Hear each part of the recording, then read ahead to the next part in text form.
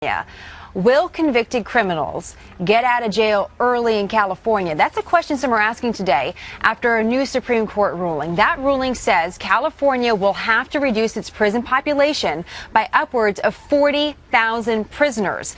The High Court ruling the overcrowded facilities subject prisoners to cruel and unusual punishment. Now, today, the state of California insists it will comply with the ruling.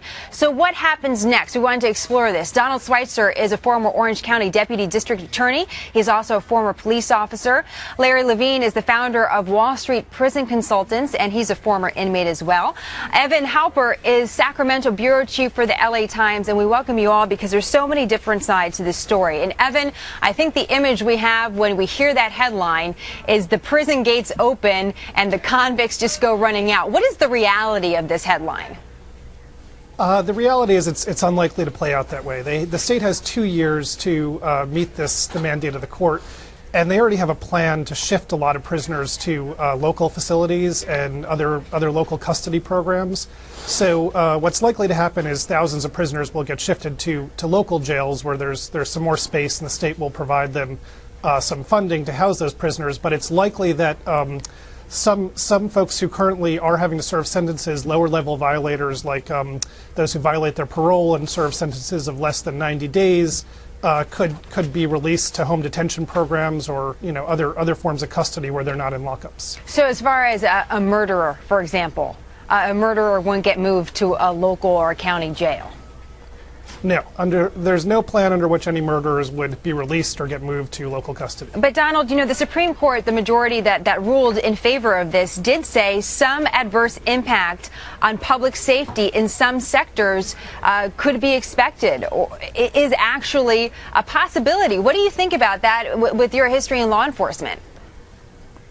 Jenna, there's going to be 46,000 convicted felons released early in California. And I can assure you that we are not going to have a welcome home party for these people. This is going to negatively impact our communities. This was an anti-law enforcement decision. It did not properly weigh public safety, and it's going to turn the clock back to the 1980s where it wasn't safe to walk in our streets, where it wasn't safe to go out in a public place because of all the thieves and drug dealers that are out there. So this is a bad thing for California, and it was a bad decision.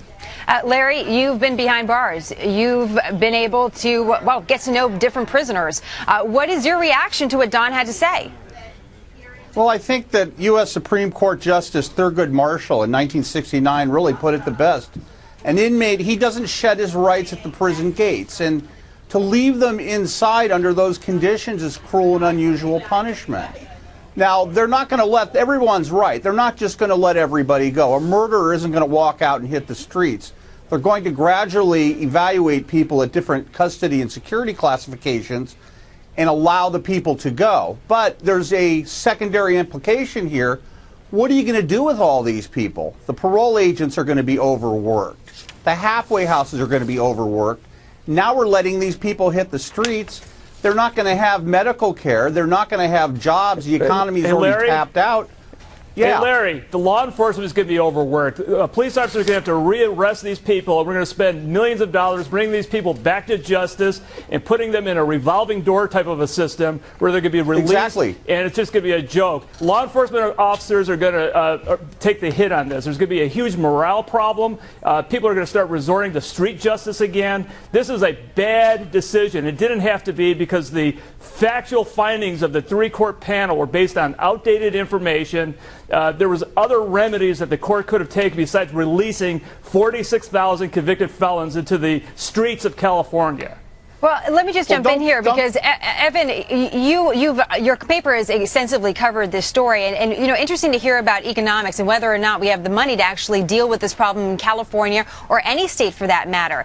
And there's a real question here for taxpayers who've already paid to put these convicted criminals behind bars, who've already paid for them to live in these facilities, who have already paid all the people that have supported the courts as well. And then to hear Don say we might have to pay twice because they're going to have to go back in prison again. So how does it play out for the taxpayers here and the people that just want their streets safe? Well, what taxpayers have paid for is a state prison system that's built to accommodate, I think, around 80,000 people. And what they have is more than 140,000 convicted felons in that prison system. And so, but your paper, you know, if I could, Evan, your paper also profiled some prisons in California. One, for example, that could potentially house 1,600 prisoners that only has 2. So is that Jenna, is the prison system? Let me just correct you there. Sure. That's not a prison. That was a county jail, which goes back to my earlier point that the plan is to shift a lot of these state prisoners to county lockups. Right now, we're talking the Supreme Court decision was related to the state prison facility.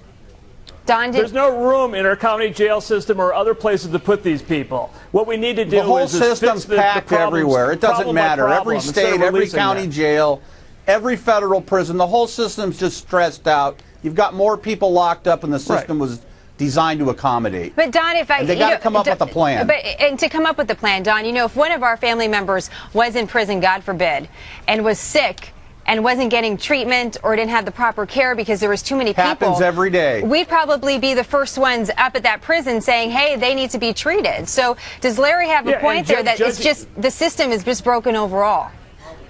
Justice Ito, in his dissenting opinion, stated that the remedy is problem by problem. If we've got a problem with the medical facilities within our prison system, let's fix them. Let's just not release all these people into the system. That's not the remedy. Yes, there are problems in our prison system, but they should be fixed problem by problem. It's not the mass release of people. Well, it'll be interesting to see if that somebody who needs an operation, should they have to wait a year, 2 years? Well, it'll be interesting to see. Somebody needs routine medical care. Just to the point that Evan made, it'll be interesting to see, as he corrected me, and thank you, Evan, for that, if some of these prisoners move into a county prison and it has all that room, maybe they'll get more attention than they do at some of these larger facilities. Donald, Larry, and Evan, thank you so much for joining us. It's a story we'll continue to follow to see how it develops. The ruling just yesterday, so the implementation to come on that. John?